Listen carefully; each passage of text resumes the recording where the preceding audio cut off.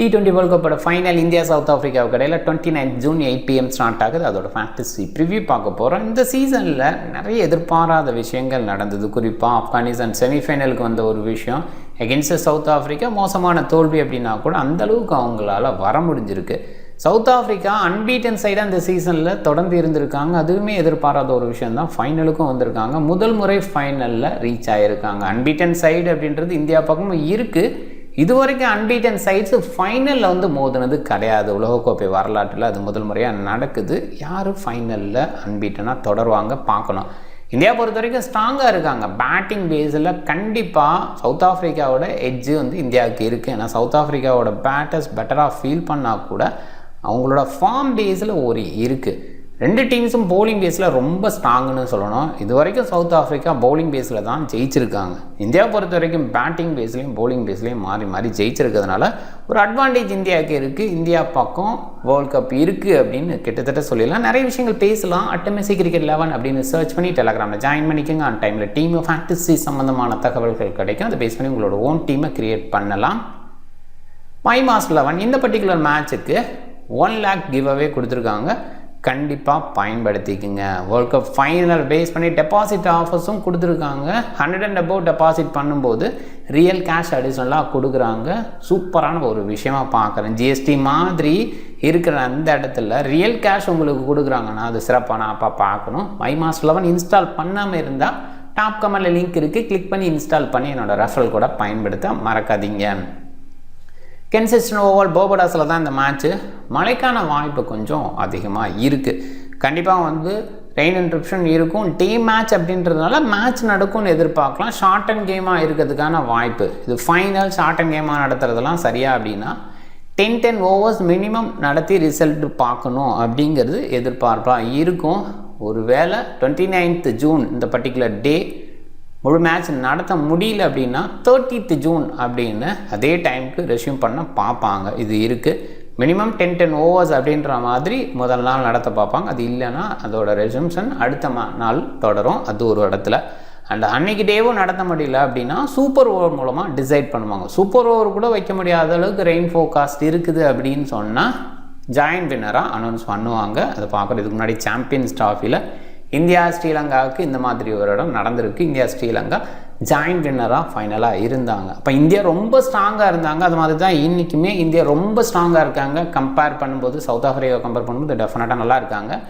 ஆனால் மழை சின்ன சின்ன டிஸ்டர்ப் பண்ண வாய்ப்பு இருக்குது. அண்ட் குறிப்பாக மழை காரணமாக இந்த கண்டிஷன் பிச்சு இந்த மாதிரி விஷயமும் மாறவும் செய்யும். அதுவுமே ஒரு டீமுக்கு இன் ஃபேவராக போகும். இதுக்கு முன்னாடி செமிஃபைனலில் இந்தியா இங்கிலாந்து மோதினாங்க. இங்கிலாந்துக்கு டாஸ் ஃபேவராக இருந்தால் கூட மழையை யோசித்து டக்கோத் லூயிஸ்லாம் பின்னாடி ரிஃப்ளெக்ட் ஆகும் அப்படிங்கிறத யோசித்து அவங்க சேசிங் ப்ரிஃபர் பண்ண பார்த்தாங்க. அந்த ட்ராக்கில் பேட் ஃபஸ்ட்டு தான் சரியான ஒரு முடிவு.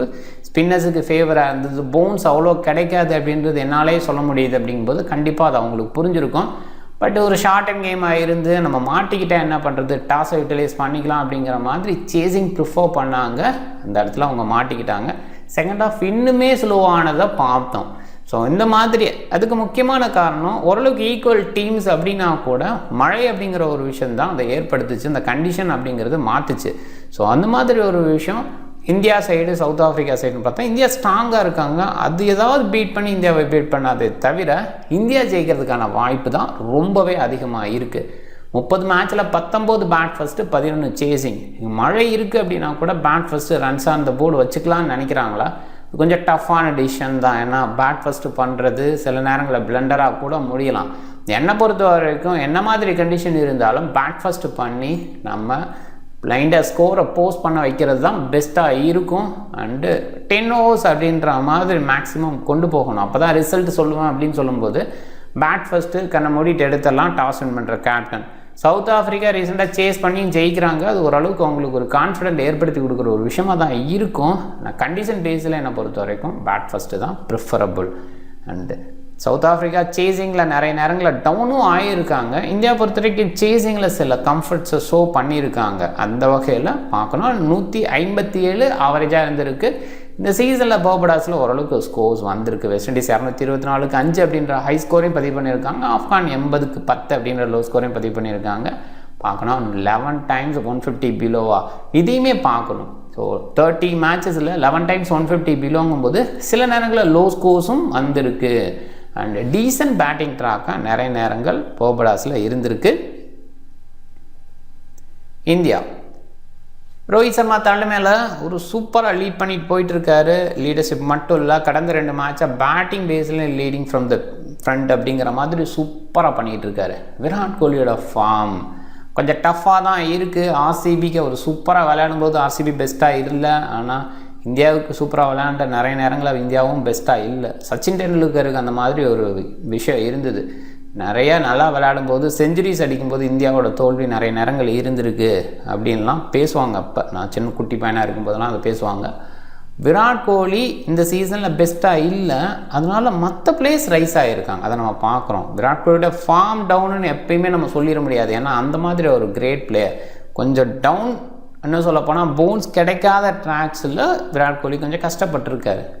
போன மேட்ச்சு பெட்டராக விளையாண்டுருக்கலாம், அந்த மழை காரணம் கண்டிப்பாக ட்ராக்கு டவுன், அந்த போன்ஸ் அவ்வளோ கிடைக்காம இருந்தது. அதில் போல்டானார், அதை பார்த்தோம். கண்டிப்பாக ஒரு ஃபைனல் ஸ்டேஜ் முக்கியமான மேட்சஸில் ரைஸ் ஆக வாய்ப்பு இருக்குது. இவரோட ஃபார்ம் பேஸில் நம்ம ஒரி பண்ணி பேசிக்க வேண்டியதே இல்லை. சூப்பராக விளையாடுவார் அப்படின்ற அந்த நம்பிக்கை இருக்குது. அவரும் விளையாண்டா இன்னுமே அடிஷ்னலாக இந்தியாவுக்கு பெஸ்ட்டுன்னு பார்க்கணும். ரிசர்வ் பண்ணிட்டு குயிக்காக ஆடுறாரு, அதில் சில நேரங்களில் இனிஷியலாக அவுட் ஆகலாம், சில நேரங்களில் அது எக்ஸ்டெண்ட் ஆகி பெருசாக போகலாம். அப்படி தான் யோசிக்கப்படுது. இவரை கான்ஃபிடண்ட்டாக எடுத்துகிட்டு போகலான்னு நம்மளால் யோசிக்க முடியாது. சூர்யாவோட கான்ஃபிடன்ஸ் சூப்பராக இருக்குது. எந்த பால் கிடைச்சாலும், அதாவது அவரோட ரேஞ்சில் இருந்ததுன்னா வெளியில் அனுப்பிடுவார். அந்த மாதிரி ஒரு பிளேயர் தான் ஹார்திக் பாண்டியா. சூப்பராக விளையாண்டுட்டுருக்கார். குறிப்பாக விராட் கோலி டாப் ஆர்டரில் ஃபெயில் ஆகிறது ஹார்திக்கான ஒரு வாய்ப்பாக இருக்குது. இந்த சீசனில் அவரும் சைன் ஆகிருக்கார் பேட்டிங் பேஸில். அண்ட் பவுலிங்கில் நல்லா பண்ணிகிட்டு இருக்காரு. ஹேண்டி ஆல்ரவுண்டர், ஒரு சூப்பர் ஆல்ரவுண்டர் அப்படின்னு டிஸ்பிளே பண்ணிகிட்ருக்கார். சிவம் தூபே எதிர்பார்த்த பர்ஃபார்மன்ஸ் இல்லை. இன்னும் சொல்ல போனால் சொல்லிக்கிட்டே இருக்கேன், வேர்ல்ட் கப் டீமுக்கு செலக்ட் ஆகிட்டார் அப்படின்ற அந்த இடத்துல இருந்து அவர் எழுந்திரிக்கவே இல்லை. நிறைய நேரங்கள் இந்த மாதிரி இடத்துல செலக்ட் ஆகும்போது அவருக்கான ஒரு ரெஸ்பான்சிபிலிட்டி எடுத்து விளையாடுவாங்கன்னு சொல்லுவாங்க. பட் இவர் அதுக்கப்புறம் டோட்டலாகவே விளையாடலை.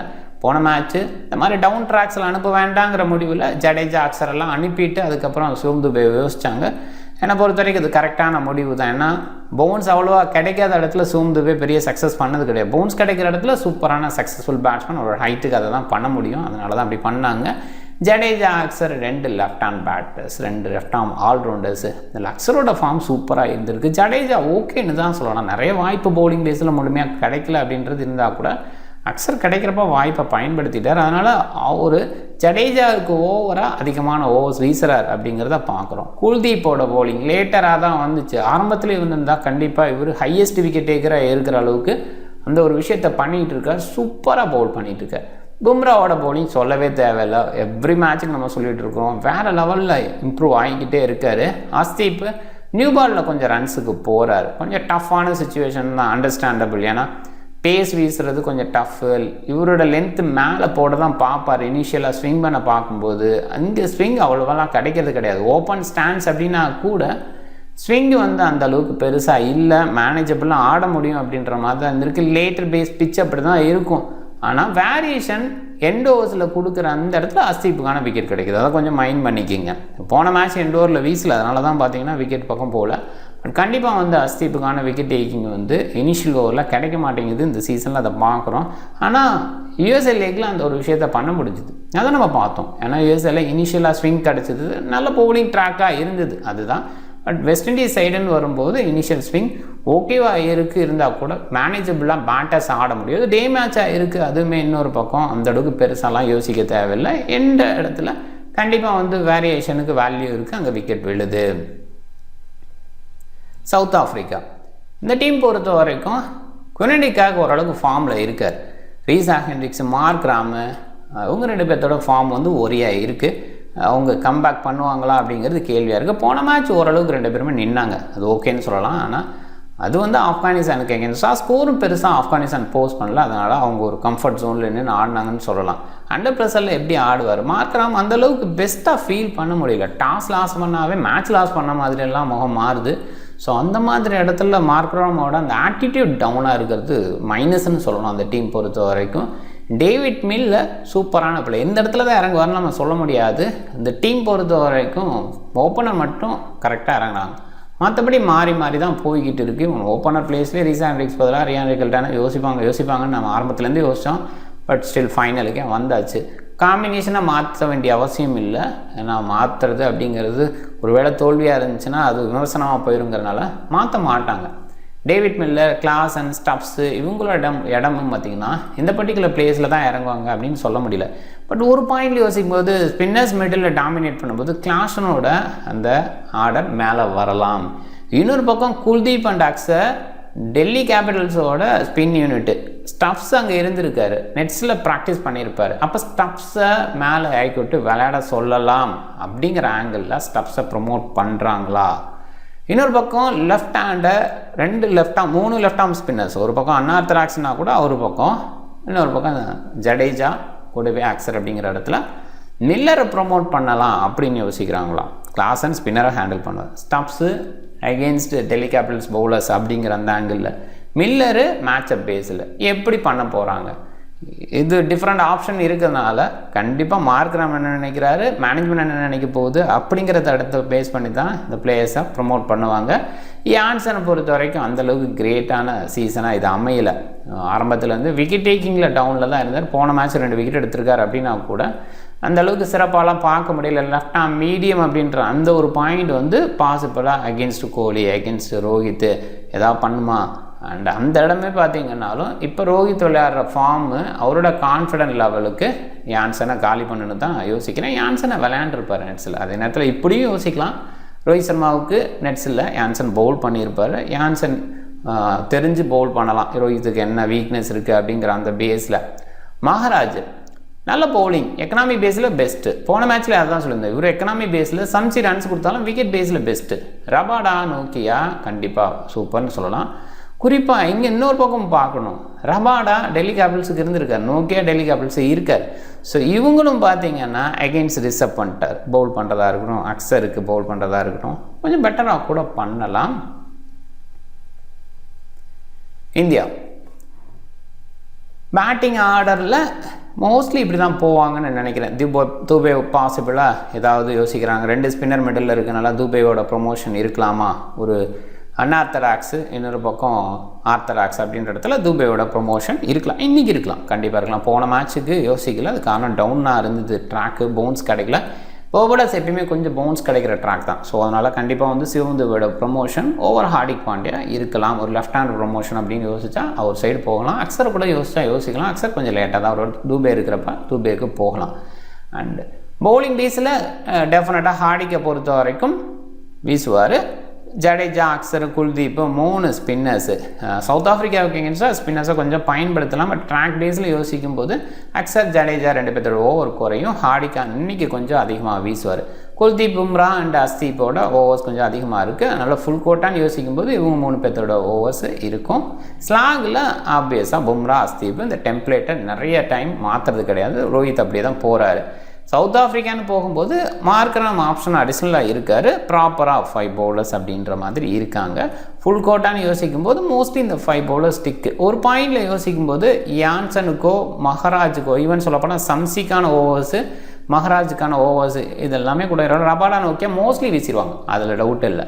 அண்ட் மார்க்ராம் வந்து பவுல் பண்ண வாய்ப்பு இருக்குது. ரிஷப் பண்ட்டுக்கு எகென்ஸ்டாக ஏர்லியாக ஒருவேளை ப்ரொமோட் பண்ணிட்டா சிவம் துபேக்கு எகென்ஸ்டாக கூட மார்க்ராமோட அந்த பவுலிங் இருக்கலாம். அதை பார்க்கணும். மார்க்ராம் நல்லா பவுல் பண்ணிட்டார் ஏர்லியாக அப்படின்னா அதை கண்டினியூ பண்ணுறதுக்கு அவரோட ஓவர்ஸை அதிகமாக எடுத்துக்கவும் செய்வார். அதை நம்ம பார்த்துருக்கோம். அந்த பேஸில் மார்க்ராம் இன்னி கொஞ்சம் அதிகமான ஓவர்ஸ் வீசலாம். அகெயின்ஸ்ட் இந்தியா ஒரு லெஃப்ட் ஹேண்டர்ஸ் யூனிட் பேக் ஹேண்டில் இருக்குது அப்படிங்கிறதையும் பார்க்கணும்.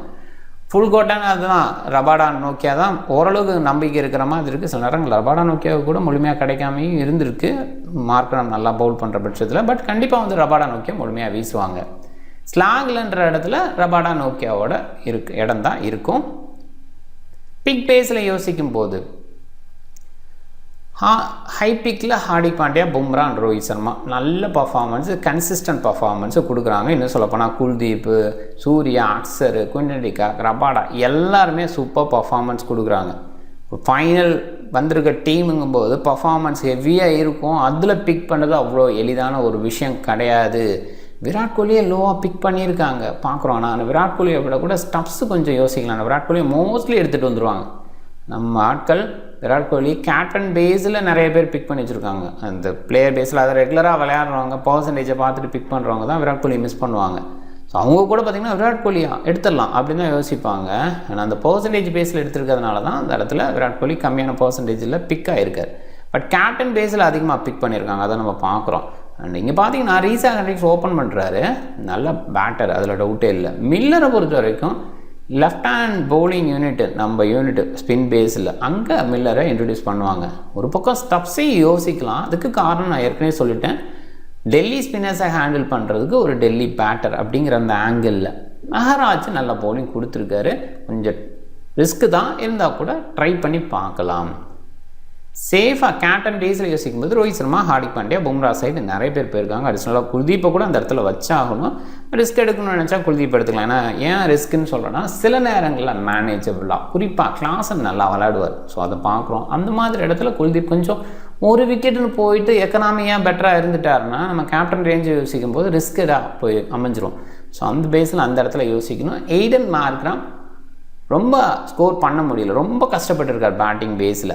இருந்தால் கூட சில லெஃப்ட் ஹேண்டர்ஸ் இருக்காங்க அப்படின்ற இடத்துல பவுலிங் பேஸில் ஒரு அவுட்புட்டு, ஃபீல்டிங்கில் சூப்பராக இருக்கார். என்ன மாதிரி கேட்சையும் பிடிக்கிறார், அதை நம்ம பார்க்குறோம். இந்த மாதிரி ஒரு விஷயம் கான்ஃபிடெண்ட்டாக வந்துச்சுன்னா பேட்டிங் பேஸில் ஒரு சின்ன டிஸ்பிளே இருக்கும், அதை நம்ம பார்க்கணும். அண்ட் குயின்டன் டி காக் ஒரு லெஃப்ட் ஹேண்டர், டே மேட்ச்சு, இது ரெண்டுமே பார்த்தீங்கன்னா குயின்டன் டி காக்கு பெஸ்ட்டாக இருந்திருக்கு. நிறைய நேரங்களில் டே மேட்ச்சில் சக்ஸஸ்ஃபுல்லாக இருந்திருக்காரு. அதை வந்து நான் குயின்டன் டி காக்கிட்ட பார்த்துருக்கேன். அண்ட் அகெயின்ஸ்ட் இந்தியான்னு பார்க்கும்போது அவர் நல்ல சக்ஸஸ் வச்சுருக்காரு. இந்த மாதிரி இடத்துல குயின்டன் டி காக்கை ஒரு ட்ரை பண்ணி பார்க்கலாம். ஒரு அடிக்கணும், அப்போ தான் இந்தியா கப் அடிக்கிறதுக்கான வாய்ப்பு இருக்குது, பார்க்கணும். டீம் பாருங்கள், captain Hardik Pandya, vice captain Kuldeep. கொஞ்சம் ரிஸ்க்கு, நான் ஏற்கனவே சொன்ன மாதிரி குல்தீப் ஒரு விக்கெட் அப்படிங்கிற ரேஞ்சிலே முடிஞ்சால் கொஞ்சம் டஃப்பு. நான் குயின்டன் டி காக் சைடு போகலான்னு யோசித்தா அதுக்கு காரணம் ஒரு பாயிண்ட் தான், லெஃப்ட் ஹேண்டை கொஞ்சம் பால் இன்னும் வர இடத்துல நல்லா பண்ண முடியும். ஓப்பனராக ஓரளவுக்கு நல்லா பண்ண முடியும். இந்த ட்ராக்ஸ் இல்லை, நம்ம மழை பெய்யுது, கொஞ்சம் டவுன் ட்ராக் ஆகியிருக்கும். இந்த மாதிரி இடத்துல ஸ்விங் கிடைக்குமா அப்படிங்கிறது கொஞ்சம் டவுட்டு தான். நல்ல டைமென்ஷன் அப்படின்ற வகையில் பெருசாலாம் கிடையாது. அந்த இடத்துல குயின்டன் டி காக் கிளியர் பண்ண முடியும். அதனால் குயின்டன் டி காக் ஒரு நல்ல சாய்ஸு. நிறைய நேரங்களில் ரெயின்ஃபால் பால் அண்டருக்கு போய் அடிக்கணும் அப்படின்னா ரோஹித் சர்மா சக்ஸஸ்ஃபுல்லாக இருந்திருக்காரு. அவருமே ஒரு சூப்பர் சாய்ஸை நான் அந்த இடத்துல பார்க்குறேன். அப்படி போகலாம். ஹார்திக் ஒரு பக்கம் கேப்டனாக ஃபிக்ஸ் பண்ணிக்கலாம். ஏன்னா பவுலிங் பேட்டிங் ரெண்டுலேயுமே வரதுனால இந்த மாதிரி ட்ராக்ஸில் கொஞ்சம் பெட்டர் பவுலிங்கை ஓரளவு கொடுக்க முடியும் அப்படின்ற அந்த இடத்துல ட்ரை பண்ணலாம். ரபாடா, நோக்கியா இவங்கெல்லாம் வந்து லேட்டர் பேஸில் கொஞ்சம் டவுன் ஆகியிருக்காங்க. பெஸ்ட்டுன்னெலாம் நான் சொல்ல முடியும். போன மேட்ச் நல்லா வந்தால் கூட அகெயின்ஸ்ட் ஆப்கானிஸ்தான், அந்த ஒரு விஷயத்தை நான் ஏற்கனவே சொல்லிட்டேன். ஆப்கானிஸ்தான் ஒரு இடத்துல பெரிய சக்ஸஸ்ன்னு சொன்னால் அந்த ஓப்பனர்ஸ் வச்சு சக்ஸஸ் பண்ணியிருக்காங்க. அவங்க பவுலிங் நல்லா இருக்குது, அப்படி தான் சொல்லணும். மிடில் ஆர்டர் பேட்டிங்லாம் அவ்வளோ பெஸ்ட்டாக கிடையாது. மிடில் ஆர்டரில் நோக்கியா அண்ட் ரபாடா பவுல் பண்ணுறாங்க. அப்போ அவங்க கண்டிப்பாக சக்ஸஸ் பண்ணுவாங்க. இதில் போய் நம்ம வந்து பெருசாக யோசிக்க தேவையில்லை. பட் அதுக்கு முன்னாடி ஓவராலாக யோசிக்கும்போது இவங்க ரெண்டு பேருமே ஒரு கன்சிஸ்டன்ட் பேஸில் பெஸ்ட் அவுட்புட் அப்படின்ற மாதிரி கொடுக்கல. ஆனால் நல்லா பண்ணியிருக்காங்க, அதில் டவுட்டே இல்லை. பெரிய டீம்ஸ் எகென்ஸ்டாக அப்படின்னு பார்க்கணும். கேப்டன் ரேஞ்சுக்கு யோசிக்கிற அந்த இடத்துலையும் பார்க்கணும். இதெல்லாமே நம்ம யோசிக்க வேண்டிய இடமா இருக்குது. ஸோ அண்ட் பும்ரா நல்லா பண்ணியிருக்காரு. ஃபர்ஸ்ட் பவுலிங் அந்த எண்டில் கொஞ்சம் குயிக்காக ஆடணும், ஆக்சிலேட் பண்ணணுன்ற இடத்துல பும்ரா விக்கெட் டேக்கிங்கில் பெஸ்ட்டாக இருக்கலாம். பும்ரா வந்து நல்ல சாய்ஸ், எப்படி கொஞ்சம் யோசிக்கணும். ஃபைன், சேவ் பண்ணிக்கோங்க. டீம் பாருங்கள். அண்டு இந்த பர்டிகுலர் மேட்ச்சுக்கு 49 ருபீஸுக்கு கார் ப்ரைஸாக கொடுக்குறாங்க. அண்ட் கிராண்ட் லீக் டீசெண்டாக இருக்குது, பார்த்துக்குங்க. அண்டு இதில் பைக் இருக்குது, ராயல் என்ஃபீல்டு 350 பைக்ஸு, மொபைல் பாருங்கள், ஐஃபோன் 15 ப்ரோ மேக்ஸு, அது 15 ருபீஸ் கான்டெஸ்ட்டில் இருக்குது. இதெல்லாம் பயன்படுத்திங்க. கூடவே நான் சொன்ன மாதிரி 1 lakh ஃப்ரீ கான்டெஸ்ட் ஆட் பண்ணுவாங்க இந்த மேட்ச்சுக்கு, அதையும் பயன்படுத்திங்க. சூப்பரான ஒரு விஷயம் மை மாஸ்டர் 11 பயன்படுத்துறது அப்படின்றது. டீமை பார்த்துங்க. நீங்கள் டிஃப்ரெண்ட் டீமை ட்ரை பண்ணுங்கள். இந்த வீடியோ பிடிச்சிருந்தா லைக் பண்ணுங்கள், உங்கள் ஃப்ரெண்ட்ஸுங்களுக்கு ஷேர் பண்ணுங்கள். சேனலை சப்ஸ்கிரைப் பண்ண மறக்காதீங்க. மிக்க நன்றி.